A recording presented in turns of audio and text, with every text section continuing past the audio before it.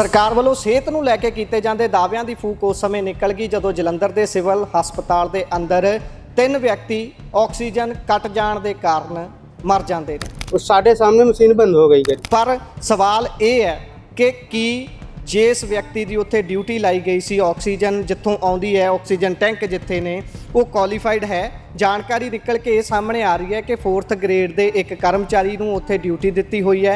हाँ जी, थोड़ा technical fault आया था कि ऑक्सीजन प्रेशर कम हुआ था, लेकिन हमारे पास सफिशिएंट बैकअप है, ऑक्सीजन सिलेंडर से हमारे अवेलेबल, और जो फॉल्ट है वो भी उसी टाइम ठीक कर लिया गया था। ਜਾਨ ਬਚਾਉਣ ਦੇ ਲਈ ਸਿਵਲ ਹਸਪਤਾਲ 'ਚ ਵਿਅਕਤੀ ਆਵੇ ਤੇ ਆਪਣੀ ਹੀ ਜਾਨ ਗਵਾ ਦੇਵੇ ਤਾਂ ਸਵਾਲ ਜ਼ਰੂਰ ਖੜੇ ਹੁੰਦੇ ਨੇ।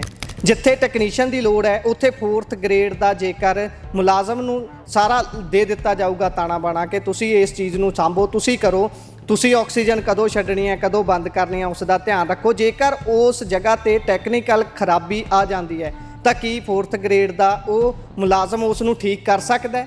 ਤੁਸੀਂ ਕਹਿੰਦੇ ਹੋ ਕਿ ਅਸੀਂ ਮੁਹੱਲਾ ਕਲੀਨਿਕ ਖੋਲ੍ਹ ਕੇ ਲੋਕਾਂ ਨੂੰ ਸਸਤੇ ਇਲਾਜ ਦੇ ਰਹੇ ਹਾਂ, ਪਰ ਮੁਹੱਲਾ ਕਲੀਨਿਕ ਤਾਂ ਛੱਡੋ, ਇੱਥੇ ਤੁਹਾਡੇ ਸਿਵਲ ਹਸਪਤਾਲ ਵੀ ਲੋਕਾਂ ਲਈ ਸੁਰੱਖਿਅਤ ਨਹੀਂ ਨੇ। ਉੱਥੇ ਆਇਆ ਹੋਇਆ ਵਿਅਕਤੀ ਆਪਣੀ ਜਾਨ ਤੁਹਾਡੀ ਨਾਕਾਮੀ ਦੇ ਕਰਕੇ ਗਵਾ ਦਿੰਦਾ ਹੈ। ਕੀ ਇਹ ਮਰ ਚੁੱਕੇ ਵਿਅਕਤੀ ਸਿਰਫ ਸਰਕਾਰ ਲਈ ਆંકੜਾ ਬਣ ਕੇ ਰਹਿ ਜਾਣਗੇ? ਨਾ ਕੋਈ ਕੰਪਨਸੇਟ ਇਹਨਾਂ ਨੂੰ ਕੀਤਾ ਜਾਣਾ ਹੈ, ਨਾ ਹੀ ਕਿਸੇ ਦੀ ਇੱਥੇ ਗਲਤੀ ਤੈਅ ਕੀਤੀ ਜਾਣੀ ਹੈ ਕਿ ਕਿਸ ਨੇ ਗਲਤੀ ਕੀਤੀ ਹੈ।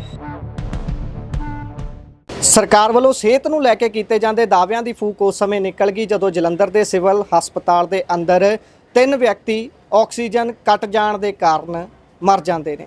ਉਸ ਤੋਂ ਬਾਅਦ ਇਨਵੈਸਟੀਗੇਸ਼ਨ ਦੇ ਲਈ ਟੀਮ ਬੇਸ਼ੱਕ ਬਿਠਾਈ ਗਈ ਹੈ, ਪਰ ਉਸ ਟੀਮ ਦੇ ਵੱਲੋਂ ਕੀ ਇਨਵੈਸਟੀਗੇਟ ਕੀਤਾ ਜਾਂਦਾ ਹੈ ਇਹ ਧਿਆਨ ਦੇਣ ਯੋਗ ਹੋਊਗਾ। ਬੇਸ਼ੱਕ ਰਾਤ ਨੂੰ ਮੰਤਰੀ ਬਲਬੀਰ ਸਿੰਘ ਇੱਥੇ ਪਹੁੰਚਦੇ ਨੇ, ਗੱਲ ਕਰਦੇ ਨੇ, ਕਹਿੰਦੇ ਨੇ ਕਿ ਅਸੀਂ ਇਸ ਦੀ ਜਾਂਚ ਕਰਾਂਗੇ, ਸਾਰਾ ਕੁਝ ਲੱਭਣ ਦੀ ਕੋਸ਼ਿਸ਼ ਕਰਾਂਗੇ, ਪਰ ਸਵਾਲ ਇਹ ਹੈ ਕਿ ਕੀ ਜਿਸ ਵਿਅਕਤੀ ਦੀ ਉੱਥੇ ਡਿਊਟੀ ਲਾਈ ਗਈ ਸੀ, ਆਕਸੀਜਨ ਜਿੱਥੋਂ ਆਉਂਦੀ ਹੈ, ਆਕਸੀਜਨ ਟੈਂਕ ਜਿੱਥੇ ਨੇ, ਉਹ ਕੁਆਲੀਫਾਈਡ ਹੈ? ਜਾਣਕਾਰੀ ਨਿਕਲ ਕੇ ਇਹ ਸਾਹਮਣੇ ਆ ਰਹੀ ਹੈ ਕਿ 4th ਗ੍ਰੇਡ ਦੇ ਇੱਕ ਕਰਮਚਾਰੀ ਨੂੰ ਉੱਥੇ ਡਿਊਟੀ ਦਿੱਤੀ ਹੋਈ ਹੈ।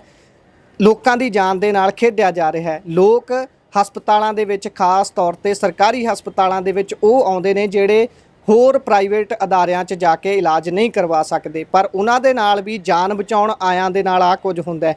ਜਾਨ ਬਚਾਉਣ ਦੇ ਲਈ ਸਿਵਲ ਹਸਪਤਾਲ 'ਚ ਵਿਅਕਤੀ ਆਵੇ ਤੇ ਆਪਣੀ ਹੀ ਜਾਨ ਗਵਾ ਦੇਵੇ ਤਾਂ ਸਵਾਲ ਜ਼ਰੂਰ ਖੜੇ ਹੁੰਦੇ ਨੇ। ਕੀ ਮੁੱਖ ਮੰਤਰੀ ਸਾਹਿਬ, ਕੀ ਸਿਹਤ ਮੰਤਰੀ ਸਾਹਿਬ ਇਸ ਗੱਲ ਦਾ ਜਵਾਬ ਦੇ ਸਕਦੇ ਨੇ ਕਿ ਜਿਹੜੀਆਂ ਇਹ ਮੌਤਾਂ ਹੋਈਆਂ ਨੇ ਇਸ ਦੇ ਲਈ ਹੁਣ ਜ਼ਿੰਮੇਵਾਰ ਕਿਸ ਨੂੰ ਠਹਿਰਾਇਆ ਜਾਊਗਾ?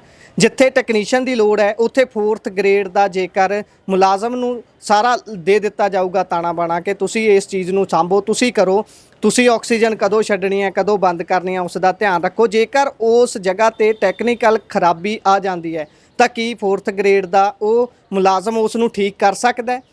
ਕੀ ਉਸ ਦੇ ਕੋਲ ਇੰਨਾ ਦਮ ਹੈ? ਕਿੰਨਾ ਵਾਅਦਾ ਕੀਤਾ ਗਿਆ ਸਰਕਾਰ ਦੇ ਵੱਲੋਂ ਇਸ ਵਾਰ ਸਿਹਤ ਦੇ ਬਜਟ ਦੇ ਵਿੱਚ? ਕੀ ਕੋਈ ਵਾਅਦਾ ਕੀਤਾ ਗਿਆ? ਤੁਸੀਂ ਕਹਿੰਦੇ ਹੋ ਕਿ ਅਸੀਂ ਮੁਹੱਲਾ ਕਲੀਨਿਕ ਖੋਲ੍ਹ ਕੇ ਲੋਕਾਂ ਨੂੰ ਸਸਤੇ ਇਲਾਜ ਦੇ ਰਹੇ ਹਾਂ, ਪਰ ਮੁਹੱਲਾ ਕਲੀਨਿਕ ਤਾਂ ਛੱਡੋ, ਇੱਥੇ ਤੁਹਾਡੇ ਸਿਵਲ ਹਸਪਤਾਲ ਵੀ ਲੋਕਾਂ ਲਈ ਸੁਰੱਖਿਅਤ ਨਹੀਂ ਨੇ। ਉੱਥੇ ਆਇਆ ਹੋਇਆ ਵਿਅਕਤੀ ਆਪਣੀ ਜਾਨ ਤੁਹਾਡੀ ਨਾਕਾਮੀ ਦੇ ਕਰਕੇ ਗਵਾ ਦਿੰਦਾ ਹੈ। 3 ਲੋਕਾਂ ਦੀ ਮੌਤ ਹੋਈ ਹੈ, ਜਿਸ ਦੇ ਵਿੱਚੋਂ 2 ਮਰਦ ਦੱਸੇ ਜਾ ਰਹੇ ਨੇ ਤੇ ਇੱਕ 15 ਸਾਲ ਦੀ ਬੱਚੀ ਦੱਸੀ ਜਾ ਰਹੀ ਹੈ। ਇਹ ਸਾਰੇ ਦੇ ਵਿੱਚ ਆਕਸੀਜਨ ਸਿਲੰਡਰ ਸੈਂਟਰ ਪੁਆਇੰਟ ਦੇ ਵਿੱਚ ਨਹੀਂ ਨੇ, ਸੈਂਟਰ ਪੁਆਇੰਟ ਦੇ ਵਿੱਚ ਹੈ ਸਰਕਾਰ ਦੇ ਵੱਲੋਂ ਕੀਤੇ ਜਾਂਦੇ ਦਾਅਵੇ। ਸਰਕਾਰ ਕੋਈ ਦਾਅਵਾ ਕਰ ਲਵੇ ਕਿ ਅਸੀਂ ਸਿਹਤ 'ਚ ਬਹੁਤ ਚੰਗਾ ਕਰ ਰਹੇ ਹਾਂ, ਅਸੀਂ ਕਿਸਾਨਾਂ ਲਈ ਬਹੁਤ ਚੰਗਾ ਕਰ ਰਹੇ ਹਾਂ, ਅਸੀਂ ਸਿੱਖਿਆ ਦੇ ਵਿੱਚ ਬਹੁਤ ਚੰਗਾ ਕਰ ਰਹੇ ਹਾਂ, ਪ੍ਰਚਾਰਿਆ ਜਾਂਦਾ ਹੈ ਹਰੇਕ ਚੀਜ਼ ਨੂੰ, ਬੇਸ਼ੱਕ ਉਹ ਯੁੱਧ ਨਸ਼ਿਆਂ ਵਿਰੁੱਧ ਹੋਵੇ। ਯੁੱਧ ਨਸ਼ਿਆਂ ਵਿਰੁੱਧ ਜੇਕਰ ਇੰਨਾ ਸਫਲ ਹੈ ਤਾਂ ਕੀ ਇੱਥੇ ਨਸ਼ਾ ਛਡਾਊ ਜਿਹੜਾ ਮਹਿਕਮਾ ਹੈ ਇਹਨਾਂ ਦਾ, ਉਸ ਦੇ ਵਿੱਚ ਕਿੰਨਾ ਵਾਧਾ ਹੋਇਆ ਲੋਕਾਂ ਦਾ? ਕਿੰਨੇ ਲੋਕ ਹੁਣ ਇਲਾਜ ਲੈਣ ਲਈ ਆ ਰਹੇ ਨੇ ਕਿਉਂਕਿ ਉਹਨਾਂ ਨੂੰ ਮਾਰਕੀਟ ਦੇ ਵਿੱਚ ਨਸ਼ਾ ਮਿਲ ਹੀ ਨਹੀਂ ਰਿਹਾ? ਇਸ ਦੀਆਂ ਰਿਪੋਰਟਾਂ ਜਨਤਕ ਕਰੇ ਸਰਕਾਰ। ਨਾਲ ਦੀ ਨਾਲ ਆ ਜੋ ਕੁਝ ਹੋਇਆ, ਸਰਕਾਰ ਨੂੰ ਚਾਹੀਦਾ ਹੈ ਕਿ ਉਹ ਆਪਣੇ ਘੱਟੋ ਘੱਟ ਉਹਨਾਂ ਟੈਕਨੀਸ਼ੀਅਨਾਂ ਨੂੰ ਤਾਂ ਜਨਤਕ ਕਰੇ ਜਿਹੜੇ ਵੱਖ-ਵੱਖ ਹਸਪਤਾਲਾਂ ਦੇ ਵਿੱਚ ਆਕਸੀਜਨ ਦੀ ਡਿਊਟੀ ਤੇ ਹੁੰਦੇ ਨੇ, ਆਕਸੀਜਨ ਛੱਡਦੇ ਨੇ, ਆਕਸੀਜਨ ਰੋਕਦੇ ਨੇ। ਜੇਕਰ ਇਹ ਜਾਨ ਅਜਾਈਂ ਜਾਂਦੀਆਂ ਰਹਿਣਗੀਆਂ, ਸਿਰਫ ਤੇ ਸਿਰਫ ਤੁਹਾਡੀਆਂ 5 ਮੈਂਬਰੀਆਂ, 3 ਮੈਂਬਰੀਆਂ, 7 ਮੈਂਬਰੀਆਂ, 9 ਮੈਂਬਰੀਆਂ ਕਮੇਟੀਆਂ ਬੈਠਣਗੀਆਂ, ਜਾਂਚ ਪੜਤਾਲ ਥੋੜੀ ਬਹੁਤੀ ਕਰਨਗੀਆਂ, ਉਸ ਤੋਂ ਬਾਅਦ ਅਗਲਾ ਮੁੱਦਾ ਆਉਣ ਤੱਕ ਉਹ ਮਾਮਲਾ ਬਿਲਕੁਲ ਸ਼ਾਂਤ ਹੋ ਜਾਊਗਾ ਤੇ ਸਾਡੇ ਵਰਗੇ ਪੱਤਰਕਾਰ ਵੀ ਅਗਲੇ ਮੁੱਦੇ ਦੀ ਭਾਲ ਦੇ ਵਿੱਚ ਨਿਕਲ ਜਾਣਗੇ। ਉਸ ਘਟਨਾ ਨੂੰ, ਉੱਥੇ ਜਾਨ ਗਵਾ ਚੁੱਕੇ ਵਿਅਕਤੀ ਨੂੰ ਉੱਥੇ ਹੀ ਛੱਡ ਕੇ ਕੀ ਇਹ ਮਰ ਚੁੱਕੇ ਵਿਅਕਤੀ ਸਿਰਫ ਸਰਕਾਰ ਲਈ ਆंकड़ा ਬਣ ਕੇ ਰਹਿ ਜਾਣਗੇ? ਨਾ ਕੋਈ ਕੰਪਨਸੇਟ ਇਹਨਾਂ ਨੂੰ ਕੀਤਾ ਜਾਣਾ ਹੈ, ਨਾ ਹੀ ਕਿਸੇ ਦੀ ਇੱਥੇ ਗਲਤੀ ਤੈਅ ਤੈਅ ਕੀਤੀ ਜਾਣੀ ਹੈ ਕਿ ਕਿਸ ਨੇ ਗਲਤੀ ਕੀਤੀ ਹੈ। ਜੇ 4th ਗ੍ਰੇਡ ਵਿਅਕਤੀ ਨੇ ਆਪਣੀ ਇਸ ਡਿਊਟੀ ਦੇ ਵਿੱਚ ਕੁਤਾਹੀ ਕੀਤੀ ਹੈ ਤਾਂ ਉਸ ਦੀ ਡਿਊਟੀ ਬਣਦੀ ਵੀ ਹੈ, ਉਹ ਇਹ ਵੀ ਦੇਖਣ ਦੀ ਲੋੜ ਹੈ। ਜੇਕਰ ਤੁਸੀਂ ਹੁਣ ਉਸ ਨੂੰ ਟੰਗ ਦਿੰਦੇ ਹੋ, ਸਜ਼ਾ ਦੇ ਦਿੰਦੇ ਹੋ, ਤਾਂ ਕੀ ਤੁਸੀਂ ਉਸ ਦੇ ਨਾਲ ਜਸਟੀਫਾਈ ਕਰੋਗੇ ਉਸ ਦੀ ਇਸ ਸਾਰੀ ਘਟਨਾ ਨੂੰ?